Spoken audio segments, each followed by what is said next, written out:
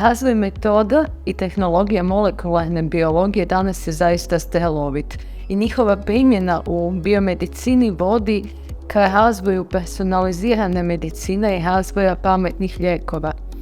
A danas se medicinska zajednica zaista nada da će pametnije moći riješiti bolesti poput upalnih, autoimunih bolesti i raka. CRISPR-Cas9 metodologija danas je jedna od najmodernijih metodologija u biomedicini i molekularnoj biologiji. Pokazano je da je njezina eksperimentalna primjena bila uspješna u liječenju nekih monogenskih bolesti. Naime, moguće je promijeniti bolesnu inačicu gena i zamijeniti je sa zdravom. Tako se popravljaju mutacije. Međutim, većina kompleksnih bolesti uzrokovana je epigenetičkim promjenama. U laboratoriju za epigenetiku biološkog odsjeka Prirodoslovno-matematičkog fakulteta, kojeg sam voditeljica, bilo nam je zapravo u interesu smisliti takve alate koji mogu promijeniti epigenetičke promjene. To znači da možemo promjenom epigenetičkih oznaka promijeniti i rad gena. Naime, možemo ih utišati da ništa ne rade ili ih možemo potaknuti da više rade. To znači da ćemo, ako unesemo naše molekularne alate za epigenetičke manipulacije u neku stanicu, promijeniti njezin fenotip. Istraživači u mojoj grupi prvi su u svijetu smislili molekularni alat koji može ciljano promijeniti metilaciju molekule DNA i time utišati neki gen. Nadalje smo smislili alat koji može maknuti metilaciju iz molekule DNA i time potaknuti rad nekoga gena.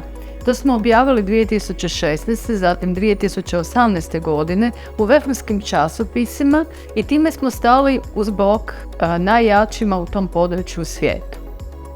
Projektnim prijedlogom CRISPR-Cas9 predviđena je zapravo nadogradnja ovog sustava za epigenetičko inženjerstvo i regulaciju ekspresije gena, te tijekom projekta konstruiran modularni sustav fuzioniranjem nekih efektorskih domena na protein Cas9 u svrhu epigenetičke manipulacije.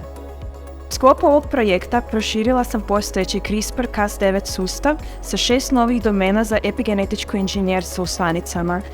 Te domene imaju sposobnost dodavanja epigenetičkih oznaka na histone u kromatinu u jezgri stanice, a do tamo ih navode male guide RNA molekule.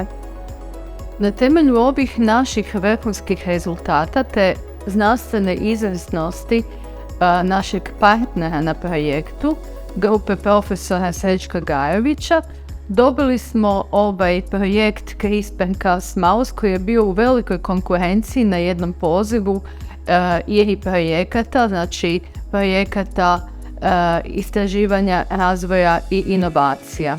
Za istraživanja predviđena ovim projektom, laboratoriju za epigenetiku kojeg sam voditeljica, unutar Zavoda za molekularnu biologiju biološkog odsjeka Prirodoslovnog matematičkog fakulteta Sveučilišta u Zagrebu, te laboratoriju kojeg vodi profesor Srećko Gajević, laboratorij za regenerativnu neuroznanost Institutu za istraživanje mozga Medicinskog fakulteta Sveučilišta u Zagrebu, dodijeljeno je oko 900.000 eura. Ovim projektom uspostavljena je djelatna suradnja između dviju sastavnica sveučilišta, Prirodoslovno-matematičkog fakulteta i Medicinskog fakulteta Sveučilišta u Zagrebu. One izvrsnost koju su imali Prirodoslovno-matematički fakultet, odnosno grupa profesorice Vlatke Zodoš, u ostvarivanju inovativnih molekularnih alata, našla je tu potrebnog partnera, nas koji znamo i radimo jako puno stvari na laboratorijskim životinjama i na modelima ljudskih bolesti koje proučavamo na tim životinjama. Što znači, ako je nešto bilo djelatni molekularni alat, mi smo tu bili potrebni partner kako bi provjerili da li taj molekularni alat stvarno i radi u laboratorijskoj životinji. Stoga naš zadatak koji smo proveli tijekom ovog projekta je bilo kako zapakirati te molekularne alate da ih stavimo unutar miša kao naše laboratorijske životinje provjeriti da oni stvarno genetski preinačuju stanice ako su unutra i konačno izmjeriti mogući efekt ove cijelog postupka. I obzirom da smo to uspjeli tijekom ovog projekta, sada imamo zajedničku platformu gdje BMF je u stanju napraviti vrlo inovativne molekularne alate, a mi smo ih u stanju na miševima provjeriti i uspostaviti. Stoga sada možemo osim inovativnih molekularnih alata zamišljati i inovativne terapije koje bi onda na osnovu takvih genetskih preinaka mogli očekivati da bi mogli liječiti ljudske bolesti.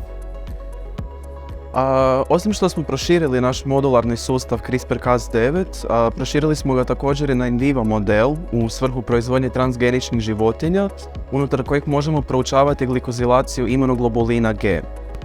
Što se tiče samog imunoglobulina G, on je jedan od glavnih igrača u imunološkom sustavu, te on može imati pro- ili antiupalna svojstva ovisno o njegovom glikozilacijskom mjestu. Mi smo zapravo prvi u svijetu koji smo uspostavili in vivo stanični model koji je moduliran sa CRISPR-Cas kazetama, pomoću kojih možemo ciljano manipulirati gene od interesa za koje vjerujemo da su asocirane uz glikozilaciju imunoglobulina, te naravno taj stanični model sam po sebi može lučiti imunoglobuline.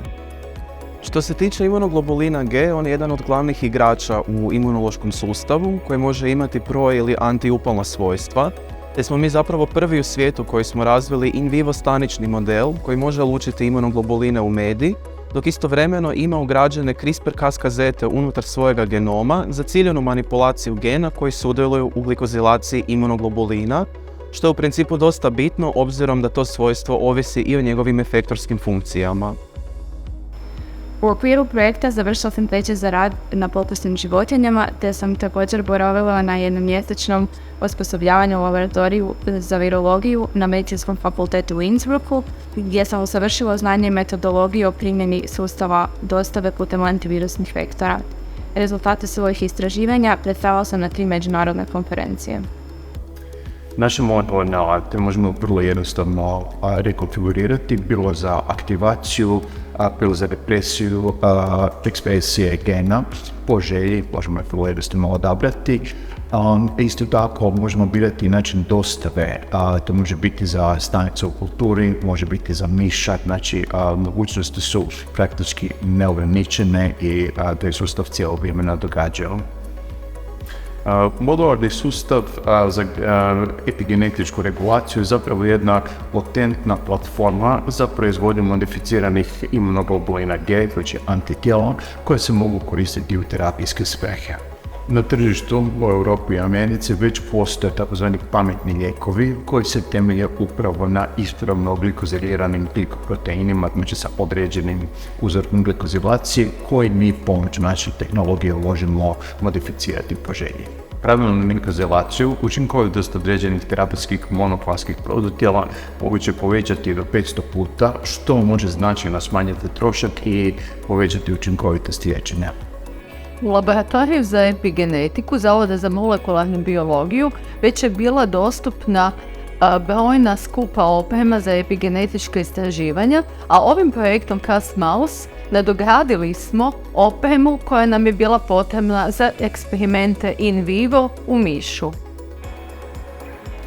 Znači ovdje nam se nalaze uređaji za PCR reakciju, odnosno reakciju umnažanja DNA polimerazom, pomoću koje umnažamo ciljnu molekulu DNA kako bi bila vidljiva na agaroznom gelu, a u našim eksperimentima gdje ciljano manipuliramo određene genske lokuse pomoću naših molekularnih alata, uspješnost utišavanja, odnosno aktivacije istih genskih lokusa, mjerimo na LongQ-PCR uređaju, koji je zapravo uređaj za lančanu reakciju polimerazom u stvarnom vremenu, koje nam jasno daje krivulje umnažanja pomoću kojih možemo odrediti da li je određeni genski lokus koji smo ciljali utišan ili aktiviran.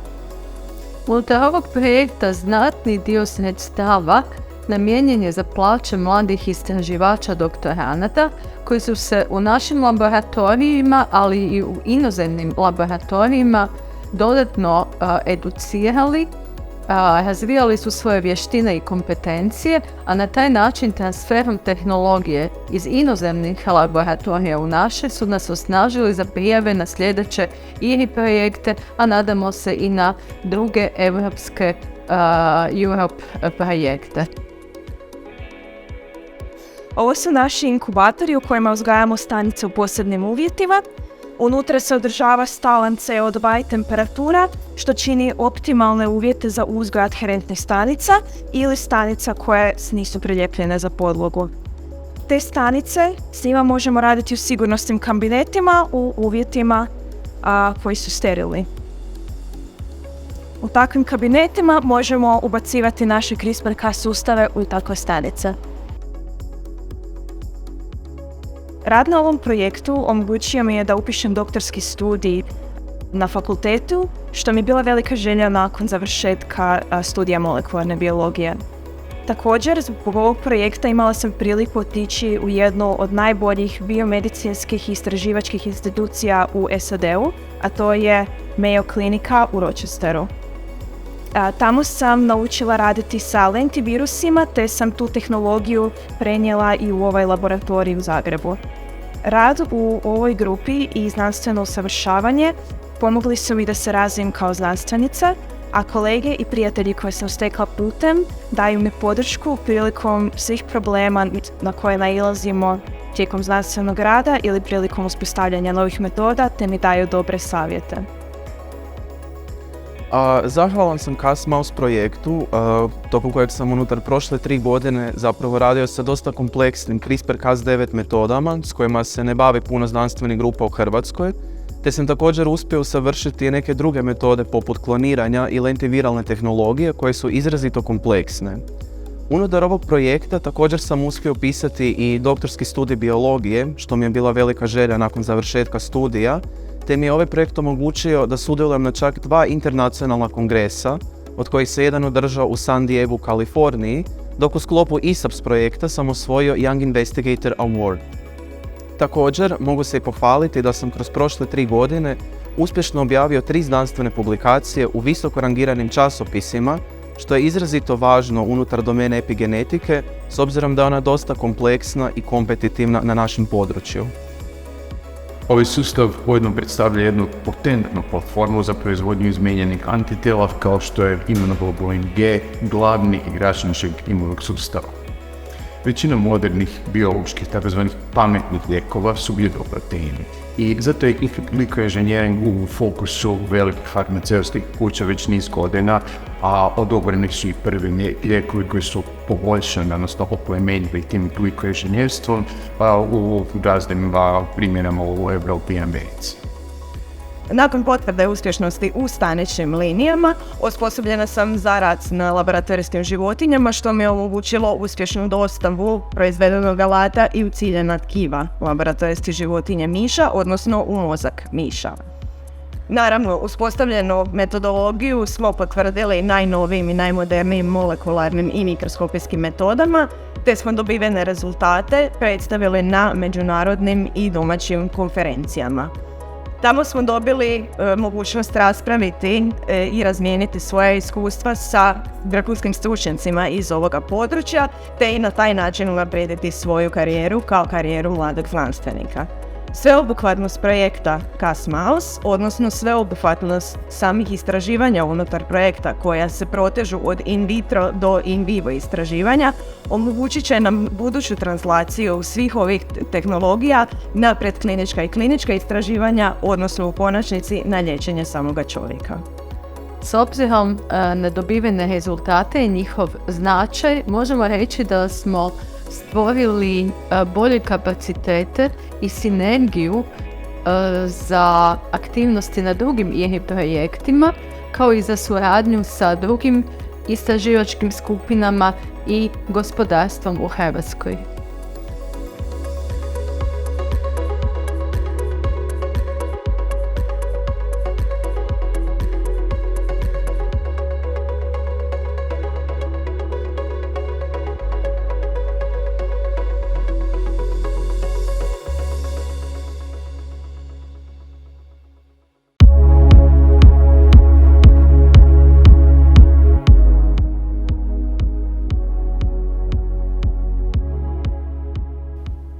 Razvoj metoda i tehnologija molekularne biologije danas je zaista strelovit i njihova primjena u biomedicini vodi ka razvoju personalizirane medicine i razvoja pametnih lijekova. A danas se medicinska zajednica zaista nada da će pametnije moći riješiti bolesti poput upalnih, autoimunih bolesti i raka. CRISPR-Cas9 metodologija danas je jedna od najmodernijih metodologija u biomedicini i molekularnoj biologiji. Pokazano je da je njezina eksperimentalna primjena bila uspješna u liječenju nekih monogenskih bolesti. Naime, moguće je promijeniti bolesnu inačicu gena i zamijeniti je se zdravom. Tako se popravljaju mutacije. Međutim, većina kompleksnih bolesti uzrokovana je epigenetičkim promjenama. U laboratoriju za epigenetiku biološkog odsjeka Prirodoslovno-matematičkog fakulteta, kojeg sam voditeljica, bilo nam je zapravo u interesu smisliti takve alate koji mogu promijeniti epigenetičke promjene. To znači da možemo promjenom epigenetičkih oznaka promijeniti i rad gena. Naime, možemo ih utišati da ništa ne rade ili ih možemo potaknuti da više rade. To znači da ćemo, ako unesemo naše molekularne alate za epigenetičke manipulacije u neku stanicu, promijeniti njezin fenotip. Istraživači u mojoj grupi prvi su u svijetu smislili molekularni alat koji može ciljano promijeniti metilaciju molekule DNA i time utišati neki gen. Nadalje smo smislili alat koji može maknuti metilaciju iz molekule DNA i time potaknuti rad nekoga gena. To smo objavili 2016. zatim 2018. godine u vrhunskim časopisima i time smo stali uz bok najjačima u tom području u svijetu.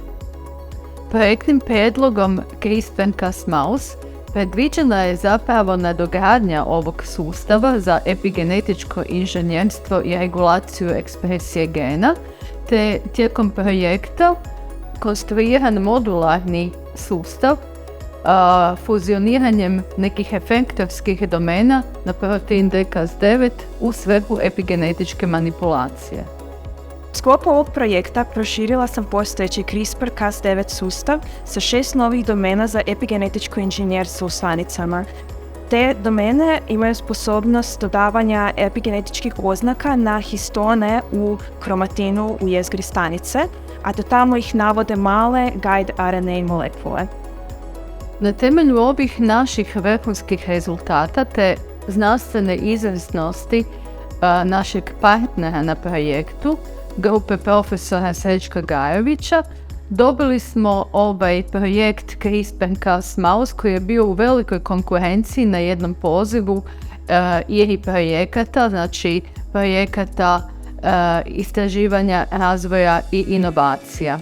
Za istraživanja predviđena ovim projektom, laboratoriju za epigenetiku kojeg sam voditeljica, unutar Zavoda za molekularnu biologiju biološkog odsjeka Prirodoslovnog matematičkog fakulteta Sveučilišta u Zagrebu, te laboratoriju kojeg vodi profesor Srećko Gajević, laboratorij za regenerativnu neuroznanost Institutu za istraživanje mozga Medicinskog fakulteta Sveučilišta u Zagrebu, dodijeljeno je oko 900.000 eura. Ovim projektom uspostavljena je djelatna suradnja između dviju sastavnica sveučilišta, Prirodoslovno-matematičkog fakulteta i Medicinskog fakulteta Sveučilišta u Zagrebu. One izvrsnost koju su imali Prirodoslovno-matematički fakultet, odnosno grupa profesorice Vlatke Zodoš, u ostvarivanju inovativnih molekularnih alata, našla je tu potrebnog partnera, nas koji znamo i radimo jako puno stvari na laboratorijskim životinjama i na modelima ljudskih bolesti koje proučavamo na tim životinjama. Što znači, ako je nešto bilo djelatni molekularni alat, mi smo tu bili potrebni partner kako bi provjerili da li taj molekularni alat stvarno i radi u laboratorijskoj životinji. Stoga naš zadatak koji smo proveli tijekom ovog projekta je bilo kako zapakirati te molekularne alate da ih stavimo unutar miša kao naše laboratorijske životinje provjeriti da oni stvarno genetski preinačuju stanice ako su unutra i konačno izmjeriti mogući efekt ove cijelog postupka. I obzirom da smo to uspjeli tijekom ovog projekta, sada imamo zajedničku platformu gdje BMF je u stanju napraviti vrlo inovativne molekularne alate, a mi smo ih u stanju na miševima provjeriti i uspostaviti. Stoga sada možemo osim inovativnih molekularnih alata zamišljati i inovativne terapije koje bi onda na osnovu takvih genetskih preinaka mogli očekivati da bi mogli liječiti ljudske bolesti. Osim što smo proširili naš modularni sustav CRISPR-Cas9, proširili smo ga također i na in vivo model u svrhu proizvodnje transgeničnih životinja, unutar kojih možemo proučavati glikozilaciju imunoglobulina G. Što se tiče samog imunoglobulina G, on je jedan od glavnih igrača u imunološkom sustavu, te on može imati pro- ili antiupalna svojstva ovisno o njegovom glikozilacijskom mjestu. Mi smo zapravo prvi u svijetu koji smo uspostavili in vivo stanični model koji je moduliran sa CRISPR-Cas kazetama, pomoću kojih možemo ciljano manipulirati gene od interesa za koje vjerujemo da su asocirane uz glikozilaciju imunoglobulina, te naravno taj stanični model sam po sebi može lučiti imunoglobuline. Što se tiče imunoglobulina G, on je jedan od glavnih igrača u imunološkom sustavu koji može imati pro- ili antiupalna svojstva, te smo mi zapravo prvi u svijetu koji smo razvili in vivo stanični model koji može lučiti imunoglobuline u medi, dok istovremeno ima ugrađene CRISPR-Cas kazete unutar svojega genoma za ciljanu manipulaciju gena koji sudjeluju u glikozilaciji imunoglobulina, što je u principu dosta bitno obzirom da to svojstvo ovisi i o njegovim efektorskim funkcijama. U okviru projekta završila sam tečaj za rad na pokusnim životinjama, te sam također boravila na jednomjesečnom osposobljavanju u laboratoriju za virologiju na Medicinskom fakultetu u Innsbrucku, gdje sam usavršila znanje i metodologiju o primjeni sustava dostave putem antivirusnih vektora. Rezultate svojih istraživanja predstavila sam na 3 međunarodne konferencije. Naše modularne alate možemo vrlo jednostavno rekonfigurirati, bilo za aktivaciju, bilo za represiju ekspresije gena po želji, možemo je vrlo jednostavno odabrati. Isto tako možemo birati način dostave, to može biti za stanice u kulturi, može biti za miša, znači mogućnosti su praktički neograničene i da je sustav cijelo vrijeme nadogađao. Modularni sustav za epigenetičku regulaciju je zapravo jedna potentna platforma za proizvodnju modificiranih imunoglobulina G, znači antitijela, koje se mogu koristiti u terapijske svrhe. Na tržištu u Europi i Americi već postoje tzv. pametni lijekovi koji se temelje upravo na ispravno glikoziliranim glikoproteinima, znači sa određenim uzorkom glikozilacije koji mi pomoću naše tehnologije možemo modificirati po želji. Pravilnu glikozilaciju učinkovitost određenih terapijskih monoklonskih prototijela moguće povećati do 500 puta, što može značajno smanjiti trošak i povećati učinkovitost liječenja. U laboratoriju za epigenetiku Zavoda za molekularnu biologiju već je bila dostupna brojna skupa oprema za epigenetička istraživanja, a ovim projektom Cas-Mouse nadogradili smo opremu koja nam je bila potrebna za eksperimente in vivo u mišu. Znači ovdje nam se nalaze uređaji za PCR reakciju, odnosno reakciju umnažanja DNA polimerazom, pomoću koje umnažamo ciljnu molekulu DNA kako bi bila vidljiva na agaroznom gelu, a u našim eksperimentima gdje ciljano manipuliramo određene genske lokuse pomoću naših molekularnih alata, uspješnost utišavanja, odnosno aktivacije istih genskih lokusa, mjerimo na LongQ-PCR uređaju, koji je zapravo uređaj za lančanu reakciju polimerazom u stvarnom vremenu, koje nam jasno daje krivulje umnažanja pomoću kojih možemo odrediti da li je određeni genski lokus koji smo ciljali utišan ili aktiviran. Unutar ovog projekta znatni dio sredstava namijenjen je za plaće mladih istraživača doktoranata koji su se u našim laboratorijima, ali i u inozemnim laboratorijima dodatno educirali razvijali su svoje vještine i kompetencije, a na taj način transferom tehnologije iz inozemnih laboratorija u naše su nas osnažili za prijave na sljedeće IRI projekte, a nadamo se i na druge evropske Europe projekte. Ovo su naši inkubatori u kojima uzgajamo stanice u posebnim uvjetima. Unutra se održava stalan CO2 i temperatura, što čini optimalne uvjete za uzgoj adherentnih stanica ili stanica koje nisu priljepljene za podlogu. Te stanice s njima možemo raditi u sigurnosnim kabinetima u uvjetima koji su sterilni. U takvim kabinetima možemo ubacivati naše CRISPR-Cas sustave u takve stanice. Rad na ovom projektu omogućio mi je da upišem doktorski studij na fakultetu, što mi je bila velika želja nakon završetka studija molekularne biologije. Također, zbog ovog projekta imala sam priliku otići u jednu od najboljih biomedicinskih istraživačkih institucija u SAD-u, a to je Mayo Klinika u Rochesteru.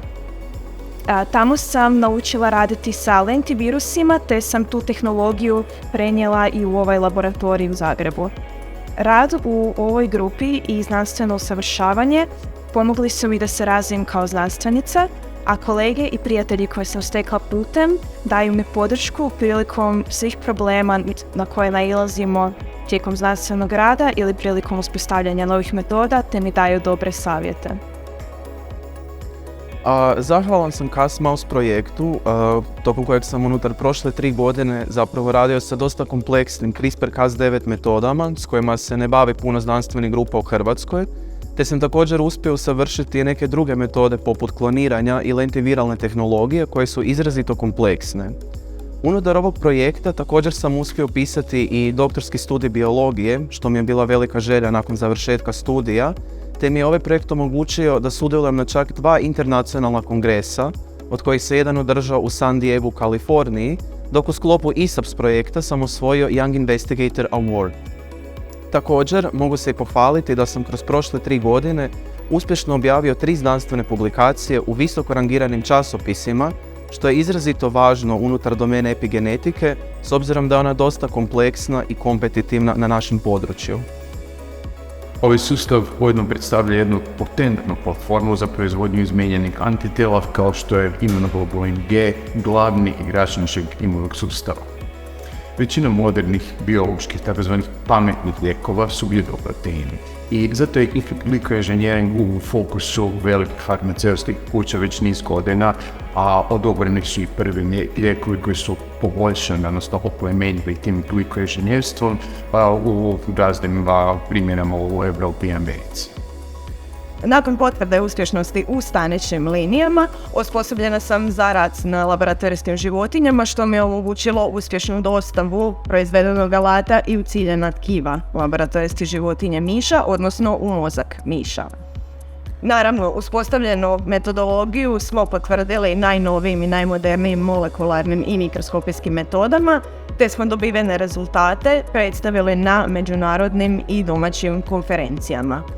Tamo smo dobili mogućnost raspraviti i razmijeniti svoje iskustva sa vrhunskim stručnjacima iz ovoga područja, te i na taj način unaprijediti svoju karijeru kao karijeru mladog znanstvenika.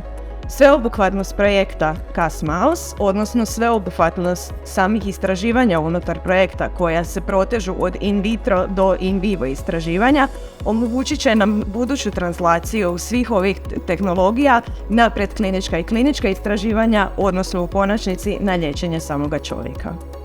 S obzirom na dobivene rezultate i njihov značaj, možemo reći da smo stvorili bolje kapacitete i sinergiju za aktivnosti na drugim IRI projektima, kao i za suradnju sa drugim istraživačkim skupinama i gospodarstvom u Hrvatskoj.